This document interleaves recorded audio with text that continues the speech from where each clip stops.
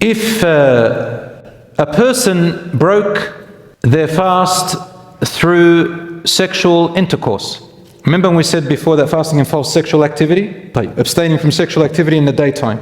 Sexual activity involves a few things. The most major one is sexual intercourse between husband and wife. We all know what I'm talking about? Good. In the daytime, if the husband and wife had sexual intercourse while they're fasting, it is a major sin. They must repent to Allah, and the fuqaha have a difference of opinion whether the wife has to make up the day or only the husband. I don't know, but there is that difference of opinion. Better both of them do it. But what do they make up? It's something called kafara, expiation. They have to expiate that sin. What is the kafara? The Quran actually says it. This is not hadith, this is Quran. This is in the Quran. It says he must either free a slave, buy and free a slave. We don't have any slaves today. So fast 60 days in a row. That's tough. Or feed 60 poor people. Okay.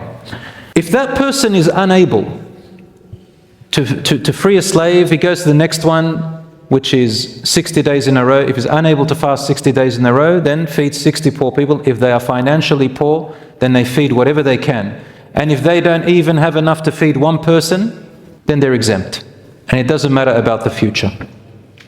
One man came to the Prophet, peace be upon him, and said, Ya Rasulullah, halakt, I'm destroyed. What happened? He was newlywed.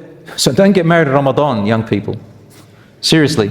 Not even 2 months before, 6 months, man. I think the honeymoon is like, what, 6 weeks? The older ones forgot. Long prehistoric. But if newlyweds will have a problem in Ramadan, isn't that correct? Yeah, our children. So in Ramadan, this man came and said, Ya Rasulullah, halaktak, I'm destroyed. He's a young man. He said, what happened? He goes, waqa'tu ala zawjati. I had intercourse with my wife. He said, free a slave. He goes, I don't have a slave. He said, fast 60 days. He goes, Ya Rasulullah, I can't. What does it mean I can't? I can't stay away from my wife for 60 days, Ya Rasulullah. My energy is too high. He said, okay, what can you do? He goes, feed 60 people. He goes, I'm the poorest person in this city. So the Prophet ﷺ sat there, he waited, and then a man came in and gave sadaqah, some dates. And he said, here, take these dates and go give them to the poor people. He said, Ya Rasulullah, wallahi, I am the poorest. I don't even have food at home. So the Prophet ﷺ laughed and he said, you take the dates, eat them and feed your family. That's your expiation.